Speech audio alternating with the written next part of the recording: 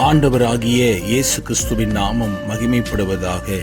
இந்த நாளுக்கான தேவனுடைய வார்த்தை: கர்த்தர் உன்னை விட்டு விலகுவதுமில்லை, உன்னை கைவிடுவதும் இல்லை. நீ பயப்படவும் கலங்கமும் வேண்டாம். உபாகமம் 31:8. இந்த வார்த்தை இப்படியாய் சொல்லுகிறது: ஆண்டவர் நம்மை விட்டு விலகிறதும் இல்லை, கைவிடுவதும் இல்லை.